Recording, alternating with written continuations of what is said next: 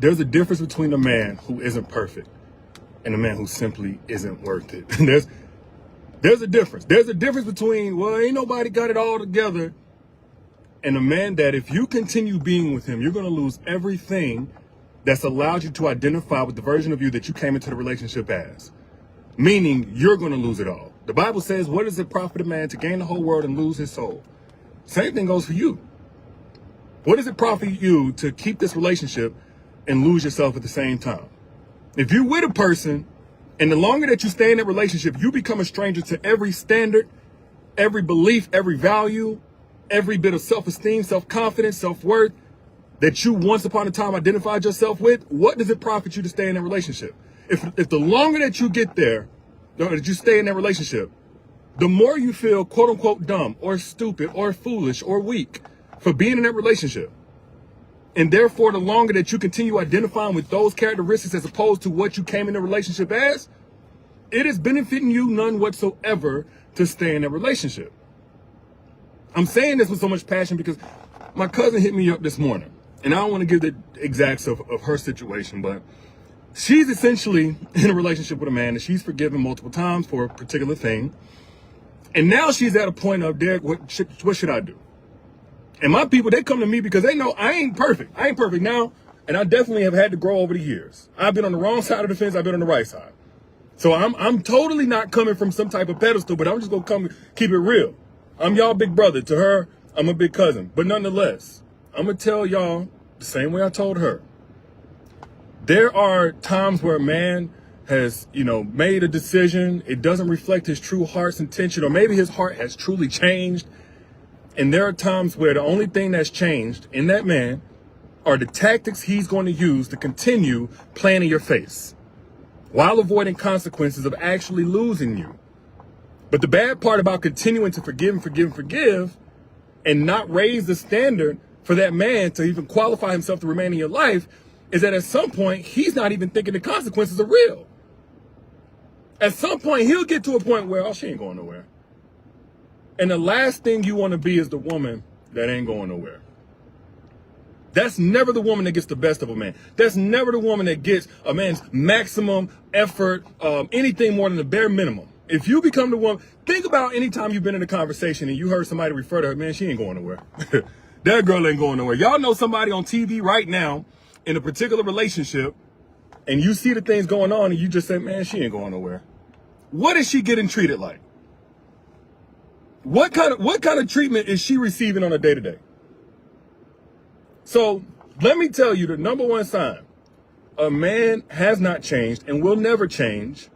If you're with a man right now, or you are considering a man, or you've been back and forth about thinking about being with a particular man and he has history with you and the history ain't that good, and you understand people are all flawed, et cetera, I'm going to tell you the one definitive way to know that he ain't changing, and that's if he tries to manipulate his way out of any suspicion that you might have current day. Suspicion, any question, any desire for him to give you clarity, any desire for evidence or proof or anything like that of his true heart's intention. Because, of course, after he betrayed you, after he hurt you, he took away any substantiation behind his just word, right? You may have come in saying, okay, I'll give you the benefit of the doubt.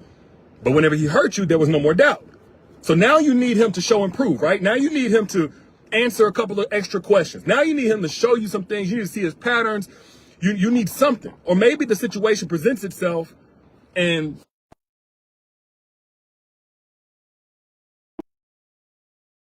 show and prove whenever there's a suspicion. Now you need him to vouch, something else to vouch for him, right? If that man manipulates his way out of a situation, manipulation comes in a couple of forms. I'm going to give y'all three just so we don't have to be here all day. Because I need y'all to get this. I need y'all to apply this. If somebody came here with some questions, you're going to leave here with some answers.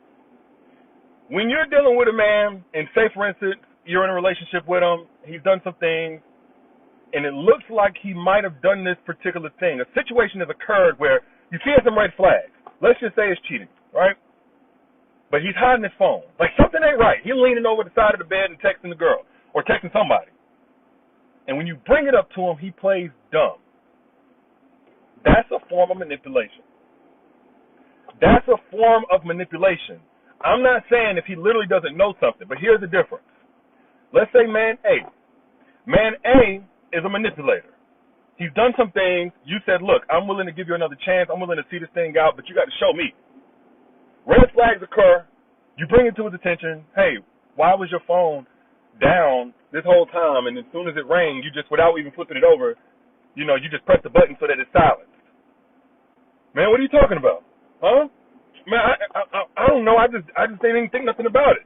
Man A is a manipulator. Man B, phone rings. For whatever reason, he does that exact same thing. Hey, why was your phone, face down and you just pressed it so, you can hear? Oh, I didn't realize I did that, but here, look at my phone. Look, let's look at it together. This is my sister calling, my literal biological sister. We came out of the same womb of the same woman. This is her. If you need to see anything else in my call log, this is it right here. I don't want you to have any type of question. You see, both situations pertain to a man that honestly, or at least present as if he didn't understand what may have made you feel the way. And that will happen because you may have triggers, your mind processes things, everybody's different. But man A wants it to stay at, he plays dumb. This is why it's manipulation, because it puts the onus on you to come up with all of this conclusion and all of this evidence. You got to present a case on the spot as to why what you're thinking is valid. The validation as to why you're feeling what you're feeling is the fact that something has happened in the past. And he's still in the space of having to prove. It is kind of a probation. I hate to say it like that, but it's kind of a probation. He still is in a space where he has to provide extra verification and validation for whatever move that looks like something that happened before. Man B, he may have honestly not been aware, but the moment a man who is right for you or healthy for you or has a changed heart or his heart posture is genuine, his intentions are sincere, the moment you bring it to his attention, something even makes you question where he's at. He's going to be the assertive person to clear out all doubt, all uncertainty, all suspicion, all question. The moment you bring it to his attention. You see, when a man has done something again in the past, he's made a mess of himself. Maybe he truly did do something. Maybe it just looked bad. Something hurt you. He understands that just for you to be open and asking him questions or to still be even evaluating is a privilege because he could have lost you. And whenever his heart posture has truly changed, that's an alarm for him. Wait, hold on. I don't want you to question nothing. You haven't noticed, and this has been a while now because we got a different society, but when you said I have a bad connection, okay, I'm sorry about that, but I got to go with it. Back in the day, homophobia was a real thing. Now, nobody's homophobic. Cool. But I remember back in the day, if a man got accused of being gay, he would go to the end. No, I ain't gay. I've been with this girl, that girl. You ain't never. He would just go to the ends of the earth to prove that he was not gay, that he was not on no BS, right? Because if there's any doubt for something, a person wants to clear up doubt. Like he don't want no uncertainty. He don't want you to have no question. He's going to clear that up. But when a person wants to manipulate their way out of something, they'll stall you out. They'll put the onus on you to prove that they are who they're showing themselves to be. And one way that he'll do it is to play dumb. Another sign that man is never going to change. And again, this is all manipulation. I'm just giving you different forms of manipulation because the playing dumb is one tactic. Stalls out, gives them time to think, puts the responsibility on you to show what you think you know. It's on you now to reveal all the evidence that you have so he can know whether or not he can keep lying or if he needs to come on and come clean and pretend to be honest and transparent because you know what you know. The other one is whenever he says, I love you.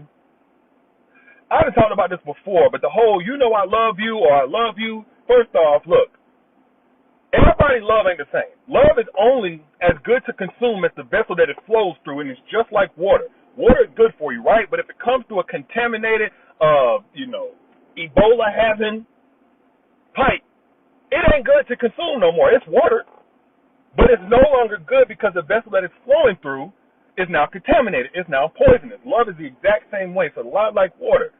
It's nourishing to your body. It's this, that, and the other, but not when it comes through the wrong vessel. If that man has insecurities, if that man has unhealed childhood trauma, if that man has An anger problem, if that man is a compulsive liar, his love is going to flow through that pipe and it's going to pick up sediments of all of that contamination. And therefore, it's going to poison you if you drink it, if you consume it. That's what love is like. Just like water. It is good, but you got to consider the vessel which is flowing through to you. What is filtering this? Now, what you'll have sometimes in a situation where a man at some point has been messed up, maybe dishonest, or done something he's not proud of, there should be a filter. There should be a filtration. Okay, he's not perfect, et cetera, but he now has a filtration of the work that he's done, the measures that he's taken to be transparent, the efforts he's putting in currently, the boundaries, et cetera, et cetera. There should be some type of filtration so that by the time the love that he has gets to you, you don't have to question if it's good or not. You don't get sick to your stomach. But what a manipulator would do is say, yeah, she know love is supposed to be all this, that, and the other, so I'm just going to throw out the word love. That way she's going to project onto me the quality of her love and negate the vessel that is still flowing through that ain't changed one bit, that's still poisonous. And now you're looking at a man that, yeah, he's done something wrong, but you're saying, oh, imperfections. Yeah, everybody imperfect, but there's some people who are genuinely working on their imperfections to be better. They're genuinely dealing with their demons, their childhood trauma, their bad character, whatever thing that they learned in childhood that don't belong in a healthy relationship in adulthood. They're dealing with it. Even all imperfections are not created equal. Because you got imperfections over here in the heart of a person that's genuinely growth-oriented and wants to be better, but you can't project that onto him just because that was the case with you. Yeah, you used to have a drug addiction, an alcohol addiction. You used to be a party girl. Yeah, you used to laugh sometimes because you wanted to people please. You didn't want to hurt feelings. Or maybe you was in fear or shame about how people would think of you. So maybe you used to tell some lies. I don't know. Maybe you used to let any and everybody get access to your body because it felt like the love that you didn't get as a child. Maybe. And you can think of all of these ways that you've had to grow and that you were once imperfect. But guess what? Don't project somebody else's conviction to grow and be better onto them despite what they're showing you. So you'll have a manipulation of, I love you, but what vessel is it flowing through? He wants to point your attention towards the love, away from the vessel, so that he can manipulate you and remain the exact same vessel. And I'm going to give y'all one more. One more sign that man has not changed and never will change. And I hate saying stuff like that because I believe in the redemptive power of not just God, first and foremost God, make that clear, but the redemptive power of a man who makes a new decision. Because even God yields to our free will. We have to choose God. He don't just come in and be in our heart and all that. No, we have to choose. Our choice, our free will, plays a major part in whatever path we're going to take. That's for me, and that's for everybody I've seen over the last 12 years of coaching. Like, you have to make a choice. But what I've noticed is some people don't make the choice to be better. And so there's a such thing as a person who does not grow, does not evolve. Their imperfections don't get better. They just get worse, and they just keep hurting people. The only thing that change are the games that they play and the people that they play them on. And one manipulation. Communication is key. If a man says communication is key, not just by itself, but if a man says that after ignoring your communication, after ignoring the multiple times, the multiple opportunities you've given him to understand you, after ignoring text messages, voicemails, videos, voice notes, everything you've done over and over and over again to relay to him by way of assertive communication, how you feel and how he's hurting you, that man is manipulating you by bringing out the whole communication is key. If he truly felt like manipulation was key, he would have turned that like a long time ago in the form of receiving what it is you were communicating. If he tries to bring out communication is key, when he realizes you're finally getting to the point where you're done talking, manipulation. Again, person A. Person A says communication is key. And he's been playing in your face, he's been ignoring you, but now that you finally done talking, he said communication is key. Basically, give me another opportunity to pretend I'm receiving what you're saying, and I'm trying to understand where you're at so I can love you better. Give me another chance to waste your time. Give me another chance to fool you into thinking that now I have this epiphany and the light bulb is going off, and I finally understand what you've been saying this whole time. And I knew very well from the very beginning. Person B, man B, you done talking, right? At this point, it probably ain't going to even get there if the man is truly healthy for you. Because the first time you communicated, hey, how you're moving is still affecting me in a negative way. It's still compromising my safety, whatever language that you use. Before it even gets to the point where you're done talking, he's made adjustments. He's made adjustments. And he's asking for, clarity on how those adjustments are helping to resurrect the trust, restore the foundation of safety in a relationship. Because that's what he wants to stand on. He know that he did whatever in the past, but he's wanting to make that so clear that that's in the past, this is the present, that he's checking in with you. You don't have to be the one chasing him down, trying to force him to listen to your communication. He values it so much, he shows it in his actions. He's at least making some type of progress or adjustment, and you don't have to be the one to force his hand. And if it ever gets to a point where you're done talking, at that point, either one, he's going to respect that, hey, you gave me an opportunity to make right on the first chance. I should have never fumbled to begin with, and give you your space until it's time for you, until you feel like it, or unless you feel like it. Or he's strictly going to want his actions to speak. He's going to be dissecting. He's going to be getting third-party, objective understanding and interpretations of what you've already said. That's person B. You done talking? What you're going to get is, in the action form, and honestly, I say at this point, he's already gotten so far bad. If the bridge is burned, the bridge is burned, even if he's changed his ways. Because I don't know, and I need men to understand this. There's a such thing as a woman getting to a point where she's so done with you, even if you have changed your ways, she don't even care. She don't want you no more. By the time you change your ways, she don't even want you no more. Ladies, if I'm telling the truth, if this resonates with you, put I down in the chat. That you've been with a man before that did you so bad so many times that even by the time he was really ready to show you that he was different and he could do differently, you didn't care. He might be a changed man. He might have went and talked to the lady. He might have went and got saved. He might have went and saved burning cats from a burning building, or, gave to the poor, fed the needy, whatever. You don't care. Put I down in the chat if that's ever been you. You ever been with a man and he had a change of heart? Oh my gosh, I'm really, really sorry. And he might be, but you've done evaluating. Auditions are over. Tryouts are over. Put I down in the chat if you've ever been there. Okay, Tanya says I. So I need my brothers to understand, I'm not just talking. You know what I'm saying? I don't even know personally any of these women, but this clearly is a common experience for them.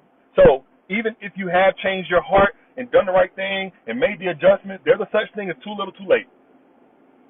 Now, I was telling my cousin this, and the same thing I'm going to tell y'all. If you at a point where your mind can't even qualify why you're staying with this man, why you giving him another opportunity, why you still trying to evaluate, or why you trying to confirm something that you already know, but you can't leave, the problem isn't him. The problem isn't what he's doing. He's already given you all the data that you need to make the decision necessary. The problem is your soul tie, your toxic attachment. I'm not victim blaming, because you're not a victim. I'm just keeping it real with you. If you've gotten to a point where that man has left you no qualification of why he should still be in your life, but you're still there, asking for advice, looking for clarity, looking for him to be apologetic, looking for somebody to... No, the problem is no longer him. He no longer has the mask on. He's no longer fooling you. The problem is now your attachment. And the attachment is going to come by way of a soul tie. Now, I'm not saying that makes you weak. A lot of y'all don't know how the soul tie can remain, especially once you're done with him, once you don't want to give him another chance, once you're no longer attracted to him, you're repulsed, et cetera, et cetera. But you still have yet to say, I'm definitively cutting this off. I'm not giving this an opportunity to resurrect or restore. I'm done. And it's because there's a soul tie there. And I talked about this in the masterclass on breaking the soul tie. By the way, that masterclass is free. The soul tie is rooted in activities. Love is rooted in intention, meaning intentions that relate, of course, in action, but intentions meaning we are committed to creating a connection on a daily basis based on what each other needs, based on where we're at in our lives. Like we have a plan, we have a target, we have a future destination, and we're getting there by choice. Soul ties can just be created because y'all done had enough sex. And if you're not careful, You'll have a soul tie remaining with somebody that you don't even want. But you're just so attached, you just feel like your sanity will break, nothing's going to be the same. Your anxiety spikes just at the thought of actually leaving, to where you're disappointing yourself the longer that you even remain connected to that person or giving them access. It may not be in a relationship anymore, but when he texts or when he calls, he still can get through. Or you still checking his social media, hoping that karma comes and finds him. That's a soul tie, sis. That's a soul tie. And it's taking away your peace. You have to break that soul tie. Now, I'm not just saying this, because I don't like when people just say, do this, do that, heal, break the soul tie. They don't give you the step-by-step. I gave the step-by-step away in the masterclass, and it's free, by the way. This ain't something I'm selling. This is free. Break the soul tie masterclass. For those who know their work, like this is something that's important to you, it's about an hour and a half where I'm dropping gems on exactly how to recognize and then break a soul tie with anybody so you can get your peace back. That's what it all comes down to. Once you leave a man for your peace, he will have no power over you whatsoever. No power over you and no power over blocking your blessings for the man that God has sent to you. But you have to break that soul tie. And it may not have been a man that you were in a serious relationship with. It may have been a man. It may have been a man that you just slept with one time or a couple of times. It may be a man from 10 years ago, 15 years ago. It may have been a man that you once upon a time thought y'all could make something happen, but no more. Soul ties they will last until you break them. Let me be very clear. A lot of y'all think you haven't healed or you got trust issues, et cetera, et cetera. No, you have a soul tie that you have yet to break. And you simply have to be able to recognize and then execute the steps to break that soul tie. Nothing super religious about it. I know it's a religious term and stuff like that. There's a practical way to break the soul tie so you can have your peace. I laid that out step by step. There are already hundreds of women who have gotten their freedom. It don't take you years to break a soul tie. Who have gotten their freedom by using the step-by-step strategies I laid out in the free masterclass. Break the soul tie. Again, it's free. I put the link right here down in the comments. It's also in the caption whenever you back out. I had a 1-year situationship with them. 100% a soul tie was established. And you can break that. No, it don't take you 10 years, 5 years, 2 years, a year to break no soul tie. If you're still getting triggered by somebody who's no longer in your life, you still have a weakness for this person, I talk about it. I'm not going to go too far in depth here. The masterclass breaks it all down. But moral of the story is this. Yes, we've all made mistakes. We've all needed to grow from some things. We've all done some things we're not proud of. But there's a such thing as a person who is unrepentant because they keep getting rewarded for their flaws and their mistakes and their imperfections. I know it's hard for some of y'all to believe because whenever you do somebody wrong or you do something you're not proud of, it hurts you. You go to sleep that night with a heavy conscience. You go to sleep that night with a weighted down spirit. You don't feel good. There's a certain type of person out here who will play in people's faces, disrespect, neglect, do people wrong, trick them, deceive them, and they sleep every night like a baby. They feel just fine about it. And even worse, the more that they get rewarded with access to you, the more they're encouraged to do it more. Over and over again, year after year, the best years of your life getting wasted away because you keep rewarding this person for wasting your love. But there's a stop to it. There's a number one sign that a person will never change. And there's a number one way to keep that person from being able to do the same old thing to you. And that's to remove all access, especially at the level of your soul by breaking that soul tie. But those are just my thoughts. I'm your internet brother, looking out for you best way I know how.